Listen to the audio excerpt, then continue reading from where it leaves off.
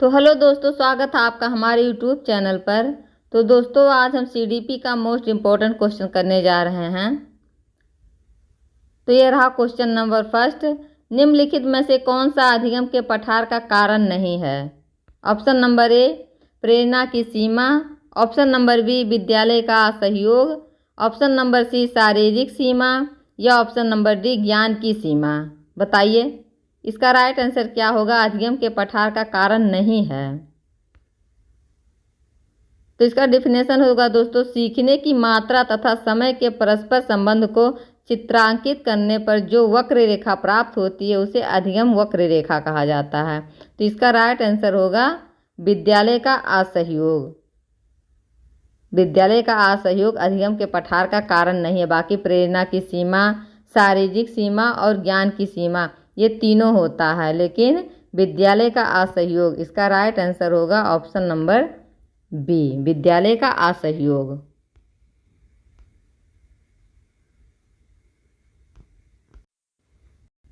ये रहा question number दूसरा। अधिगम अनुभव और प्रशिक्षण के परिणाम स्वरूप व्यवहार में परिवर्तन है, यह कथन किनके द्वारा दिया गया है?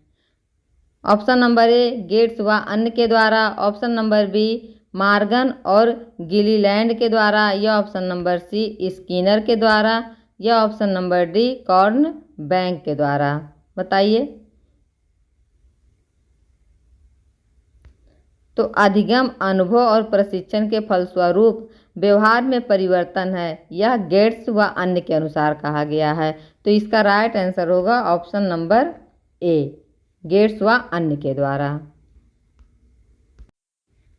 चलिए क्वेश्चन नंबर देखते हैं तीसरा। स्टैनफोर्ड बीने परीक्षण मापन करता है। बताइए। ऑप्शन नंबर ए, व्यक्तित्व का। ऑप्शन नंबर बी, पढ़ने की दक्षता का। ऑप्शन नंबर सी, बुद्धि का। या ऑप्शन नंबर डी, उपयुक्त में से कोई नहीं। बताइए स्टैनफोर्ड बीने परीक्षण किसका मापन करता है? तो इसका राइट आंसर होगा बुद्धि का। इसका राइट आंसर होगा ऑप्शन नंबर सी, बुद्धि का मापन करता है। ये रहा क्वेश्चन नंबर चौथा। अंतमुखी व्यक्तित्व और बहिर्मुखी व्यक्तित्व का वर्गीकरण किसने किया? ऑप्शन नंबर ए, फ्रायड ने। ऑप्शन नंबर बी, युंग ने। ऑप्शन नंबर सी, मन ने। या ऑप्शन नंबर डी, आलपोर्ट ने। बताइए। तो अंतर्मुखी व्यक्तित्व और बहिर्मुखी व्यक्तित्व का वर्गीकरण किया था ऑप्शन नंबर बी, इसका राइट आंसर होगा युंग ने किया था। इसका राइट आंसर होगा option number B. Question number 5। बच्चों के सामाजिक विकास को प्रभावित करने वाले कारक हैं। बताइए। ऑप्शन नंबर ए, आर्थिक तत्व। ऑप्शन नंबर बी, सामाजिक परिवेश जन्य तत्व। या ऑप्शन नंबर सी, शारीरिक तत्व। या ऑप्शन नंबर डी, वंशानुगत तत्व। तो बताइए बच्चों के सामाजिक विकास को प्रभावित करने वाले कौन से कारक हैं? तो इसका राइट आंसर होगा ऑप्शन नंबर बी, सामाजिक परिवेश जन्य तत्व। Option number B is right answer. चलिए क्वेश्चन नंबर देखते हैं 6। निम्न में से कौन सा शारीरिक विकास का एक प्रमुख नियम है? ऑप्शन नंबर ए, मानसिक विकास से भिन्नता का नियम। ऑप्शन नंबर बी, अनियमित विकास का नियम। ऑप्शन नंबर सी, द्रुतगामी विकास का नियम। या ऑप्शन नंबर सी, कल्पना और संवेगात्मक विकास से संबंध का नियम। तो बताइए शारीरिक विकास का एक प्रमुख नियम है, कौन सा इसमें होगा?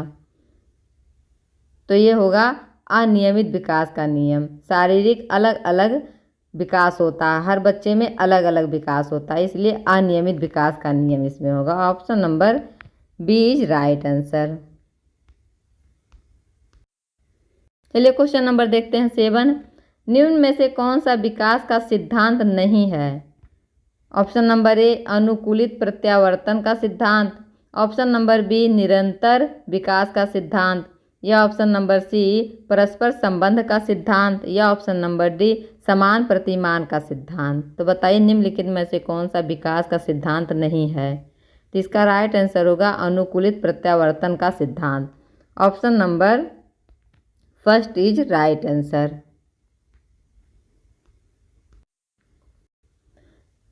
देखिए क्वेश्चन नंबर 8, विकास के परिणाम स्वरूप नवीन विशेषताएं और नवीन योग्यताएं प्रकट होती हैं, यह कथन किसने दिया था? ऑप्शन नंबर ए गेसेल ने, ऑप्शन नंबर बी हरलॉक ने, ऑप्शन नंबर सी मेरेडिथ ने, या ऑप्शन नंबर डी डगलस और हॉलैंड ने। बताइए इसका राइट आंसर क्या होगा? विकास के परिणाम स्वरूप नवीन विशेषताएं और नवीन योग्यताएं प्रकट होती, यह किसने कहा था? तो ये कहा था हरलॉक ने। आपका राइट आंसर होगा option number B is right answer. चलिए क्वेश्चन नंबर देखते हैं 9, मूल प्रवृत्तियों को 14 प्रकार से किसने वर्गीकृत किया था? ऑप्शन नंबर ए ड्रेवर ने, ऑप्शन नंबर बी मैकडूगल ने, ऑप्शन नंबर सी थॉर्नडाइक ने, या ऑप्शन नंबर डी वुडवर्थ ने। तो बताइए मूल प्रवृत्तियों को 14 प्रकार से किसने वर्गीकृत किया था? तो ये किया था मैकडूगल ने। आप इसका राइट आंसर होगा ऑप्शन नंबर बी, मैकडूगल ने किया था। चलिए क्वेश्चन नंबर देखते हैं 10, किसी दूसरी वस्तु की अपेक्षा एक वस्तु पर चेतना का केंद्रीकरण अवधान है, यह कथन है? ऑप्शन नंबर ए डम्बिल का, ऑप्शन नंबर बी रॉस का, ऑप्शन नंबर सी मन का, या ऑप्शन नंबर डी मैकडूगल का। तो बताइए इसका राइट आंसर क्या होगा? किसी दूसरी वस्तु की अपेक्षा एक वस्तु पर चेतना का केंद्रीकरण अवधान है, यह कहा था डम्बिल के अनुसार है। आप इसका राइट आंसर होगा ऑप्शन नंबर ए डम्बिल के अनुसार। चलिए क्वेश्चन नंबर देखते हैं 11, निम्न में से कौन सा सीखने के मुख्य नियमों में शामिल नहीं है? ऑप्शन नंबर ए तत्परता का नियम, ऑप्शन नंबर बी अभ्यास का नियम, ऑप्शन नंबर सी बहु अनुक्रिया का नियम, या ऑप्शन नंबर डी प्रभाव का नियम। तो बताइए निम्न में से कौन सा सीखने के मुख्य नियम में शामिल नहीं है? तो इसका राइट आंसर होगा बहु अनुक्रिया का नियम। 11 का राइट आंसर होगा ऑप्शन नंबर सी, बहु अनुक्रिया का नियम। चलिए क्वेश्चन नंबर देखते हैं 12 वर्ष से 16 वर्ष के बच्चों के लिए हिंदी में डॉक्टर एस जटोला ने कौन सा परीक्षण प्रतिपादित किया है? बताइए। ऑप्शन नंबर ए अशाब्दिक बुद्धि परीक्षण, ऑप्शन नंबर बी साधारण मानसिक योग्यता परीक्षण, option number B C army alpha परीक्षण, या ऑप्शन नंबर डी चित्रांकन परीक्षण। बताइए इसका राइट आंसर क्या होगा? 12 से 16 वर्ष के बच्चों के लिए हिंदी में डॉक्टर एस जलोटा ने कौन सा परीक्षण प्रतिपादित किया था? तो इसका राइट आंसर होगा ऑप्शन नंबर बी साधारण मानसिक योग्यता परीक्षण। Option number B is right answer. चलिए क्वेश्चन नंबर देखते हैं 13, बुद्धि के द्विकारक सिद्धांत का प्रतिपादन किसने किया? ऑप्शन नंबर ए थॉर्नडाइक ने, ऑप्शन नंबर बी स्पीयरमैन ने, ऑप्शन नंबर सी वर्नर ने, या ऑप्शन नंबर डी स्टर ने। तो इसका राइट आंसर होगा स्पीयरमैन ने। बुद्धि के द्विकारक सिद्धांत का प्रतिपादन किसने किया था? तो यह स्पीयरमैन ने किया था। इसका राइट आंसर होगा option number B.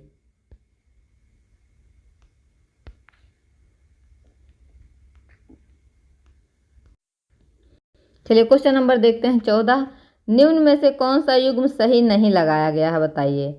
Option number ए सीखने का उद्दीपक अनुक्रिया सिद्धांत थॉर्नडाइक के द्वारा दिया गया, ऑप्शन नंबर बी सीखने का क्रिया प्रसूत अनुबंध सिद्धांत बीएफ स्किनर के द्वारा, या ऑप्शन नंबर सी सीखने का क्लासिकल सिद्धांत पावलॉव के द्वारा, या ऑप्शन नंबर डी सीखने का समग्र सिद्धांत हॉल के द्वारा दिया गया। तो बताइए इसका राइट आंसर कौन सा नहीं है? इसका राइट आंसर होगा ऑप्शन नंबर डी सीखने का समग्र सिद्धांत हॉल के द्वारा नहीं दिया गया था। बाकी ये तीनों सही होगा। सीखने का उद्दीपन अनुक्रिया सिद्धांत थॉर्नडाइक के द्वारा दिया गया था, और सीखने का क्रिया प्रसूत अनुबंध सिद्धांत बीएफ स्किनर के द्वारा दिया गया था, और सीखने का क्लासिकल सिद्धांत पावलॉव के द्वारा दिया गया था। लेकिन यही युग्म सही नहीं है, सीखने का समग्र सिद्धांत हॉल के द्वारा नहीं दिया गया था। इसका राइट आंसर होगा ऑप्शन नंबर डी। चलिए क्वेश्चन नंबर देखते हैं 15, इनमें से किनका नाम सुजनन सांघ से के पिता से जुड़ा है? बताइए। सुजनन सांध के पिता से जुड़ा हुआ है। Option number A Crow and Crow का, ऑप्शन नंबर बी गार्डन का, ऑप्शन नंबर सी रॉस का, या ऑप्शन नंबर डी वुडवर्थ का। तो इसका राइट आंसर होगा ऑप्शन नंबर बी गार्डन का। Option number B is right answer. चलिए क्वेश्चन नंबर देखते हैं 16। ग्रंथियों के आधार पर व्यक्तित्व के विभिन्न प्रकारों की चर्चा किसने की थी? ऑप्शन नंबर ए क्रेसमर ने, ऑप्शन नंबर बी युंग ने, ऑप्शन नंबर सी कैनन ने, या ऑप्शन नंबर डी स्पेंजर ने। तो बताइए ग्रंथियों के आधार पर व्यक्तित्व के विभिन्न प्रकारों की चर्चा किसने की थी? तो ये की थी युंग ने। इसका राइट आंसर होगा युंग। सीटेट ने युंग ही माना था, तो इसका राइट आंसर होगा Jung. Option number B is right answer. बार बार पेपर में आया है दोस्तों। इसका राइट आंसर होगा युंग। चलिए क्वेश्चन नंबर देखते हैं 17। सृजनात्मकता मौलिक परिणामों को अभिव्यक्त करने की मानसिक प्रक्रिया है। यह कथन किसका है? ऑप्शन नंबर ए कोल एवं ब्रुस का, ऑप्शन नंबर बी ड्रेवहल का, ऑप्शन नंबर सी डिहान का, या option number D crow and Crow का। तो बताइए इसका राइट आंसर क्या होगा? तो सृजनात्मकता मौलिक परिणामों की अभिव्यक्त करने की मानसिक प्रक्रिया, यह कथन था क्रो एंड क्रो का। इसका राइट आंसर होगा ऑप्शन नंबर डी। चलिए क्वेश्चन नंबर देखते हैं 18। विद्रोह की भावना की प्रवृत्ति निम्न में से किस अवस्था से संबंधित है? ऑप्शन नंबर ए बाल्यावस्था से, ऑप्शन नंबर बी शैशवावस्था से, ऑप्शन नंबर सी पूर्व किशोरावस्था से, या ऑप्शन नंबर डी मध्य किशोरावस्था से। तो बताइए इसका राइट आंसर क्या होगा? विद्रोह की भावना की प्रवृत्ति निम्न में से किस अवस्था से संबंधित है? तो पूर्व किशोरावस्था से, जो 12 से 14 वर्ष के किशोरों में शारीरिक और मानसिक स्वतंत्रता की प्रबल भावना होती है। अतः यदि उस पर किसी प्रकार का प्रतिबंध लगाया जाता है तो उसमें विद्रोह की ज्वाला फूट पड़ती है। इसलिए इसका राइट आंसर होगा ऑप्शन नंबर सी पूर्व किशोरावस्था।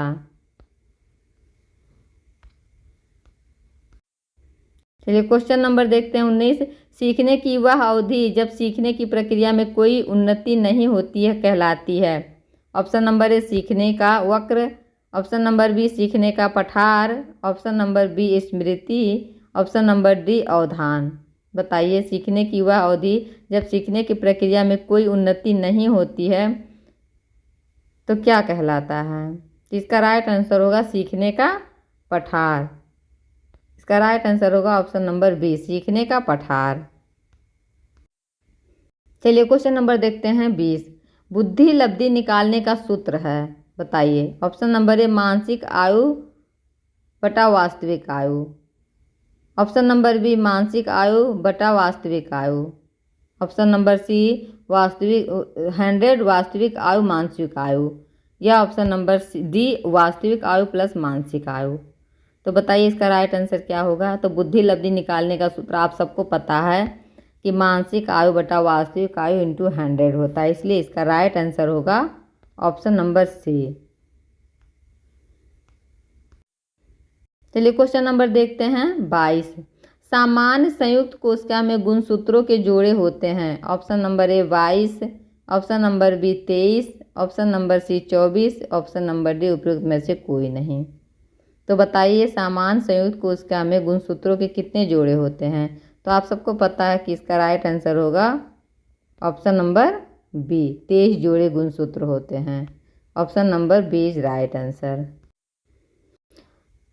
Question number 23।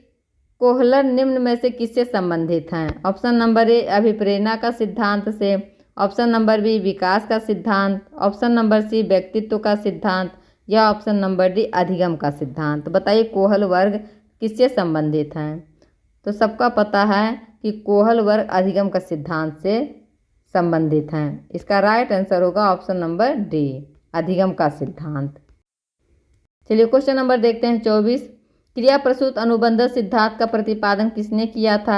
ऑप्शन नंबर ए हल ने, ऑप्शन नंबर बी थॉर्नडाइक ने, ऑप्शन नंबर सी हेगार्ट्री ने, या ऑप्शन नंबर डी स्किनर ने। इसका राइट आंसर होगा ऑप्शन नंबर डी स्किनर ने। क्रिया प्रसूत अनुबंधन का सिद्धांत स्किनर ने दिया था। इसका राइट आंसर होगा ऑप्शन नंबर डी। दोस्तों ये यूपी टेट और सी टेट के लिए बहुत महत्वपूर्ण क्वेश्चन है, तो इसको आप बार बार रिवीजन करते रहिएगा। चलिए क्वेश्चन नंबर देखते हैं 25।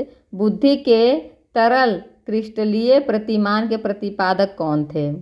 Option number A Cattell, option number B Thorndike, option number C Vernon, option number D Skinner. तो बताइए बुद्धि के तरल क्रिस्टलीय प्रतिमान के प्रतिपादक थे cattail. Option number A is right answer.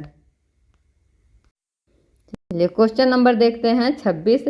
शिक्षण हेतु मानसिक उद्वेलन प्रतिमान का प्रयोग निम्न में से किसके सुधार हेतु किया जाता है? ऑप्शन नंबर ए समझ के लिए, ऑप्शन नंबर बी अनुप्रयोग के लिए, ऑप्शन नंबर सी सृजनात्मकता के लिए, या ऑप्शन नंबर डी समस्या समाधान के लिए। तो बताइए शिक्षण हेतु मानसिक उद्वेलन प्रतिमान का प्रयोग निम्न में से किसके सुधार हेतु किया जाता है? तो इसका राइट आंसर होगा ऑप्शन नंबर सी सृजनात्मकता के लिए किया जाता है। इसका राइट आंसर होगा ऑप्शन नंबर सी। चलिए क्वेश्चन नंबर देखते हैं 27। गोलमैन निम्न में से किससे संबंधित हैं? ऑप्शन नंबर ए सामाजिक बुद्धि से, ऑप्शन नंबर बी संवेगात्मक बुद्धि से, ऑप्शन नंबर डी आध्यात्मिक बुद्धि से, या ऑप्शन नंबर डी सामान्य बुद्धि से। तो बताइए गोलमैन निम्न में से किससे संबंधित थे? तो इसका राइट आंसर होगा ऑप्शन नंबर बी संवेगात्मक बुद्धि से। Option number B is right answer. चलिए क्वेश्चन नंबर देखते हैं 28। निम्न में से कौन शेष से भिन्न है? ऑप्शन नंबर ए अधिगम के लिए अधिगम का सिद्धांत, ऑप्शन नंबर बी सामान्य अवयवों का सिद्धांत, option number C drive reaction सिद्धांत, या ऑप्शन नंबर डी समानवीकरण का सिद्धांत। बताइए इसका राइट आंसर क्या होगा? इसका राइट आंसर होगा option number C drive reduction का सिद्धांत। Option number D C is right answer. चलिए क्वेश्चन हम देखते हैं 29। संज्ञानात्मक संप्राप्ति का न्यूनतम स्तर क्या है? ऑप्शन नंबर ए ज्ञान, ऑप्शन नंबर बी बोध, ऑप्शन नंबर सी अनुप्रयोग, या ऑप्शन नंबर डी विश्लेषण। बताइए संज्ञानात्मक संप्राप्ति का न्यूनतम स्तर होता है ज्ञान। इसका राइट आंसर होगा ऑप्शन नंबर ए ज्ञान। चलिए क्वेश्चन नंबर देखते हैं 30। एक बालक जो साइकिल चलाना जानता है मोटर बाइक चलाना सीख रहा है, यह उदाहरण होगा। ऑप्शन नंबर ए क्षैतिज अधिगम अंतरण का, ऑप्शन नंबर बी ऊर्ध्वर अधिगम अंतरण का, ऑप्शन नंबर सी द्विपार्श्विक अधिगम अंतरण का, या ऑप्शन नंबर डी कोई भी अधिगम अंतरण का नहीं। तो बताइए एक बालक जो साइकिल चलाना जानता था लेकिन मोटर बाइक चलाना सीख रहा है, तो ये किसका उदाहरण होगा? तो इसका राइट आंसर होगा ऊर्ध्वर अधिगम अंतरण। ऊर्ध्वर अधिगम अंतरण option number B is right answer. तो दोस्तों आपको ये वीडियो कैसा लगा कमेंट बॉक्स में ज़रूर बताइएगा, और हमारे चैनल को ज़रूर सब्सक्राइब कर लीजिएगा, वीडियो को लाइक कर दीजिएगा ताकि आने वाले लेटेस्ट वीडियो आप तक पहुंचती रहे। फिर मिलते हैं इसी तरह अच्छी वीडियो के साथ, तब तक के लिए बाय बाय।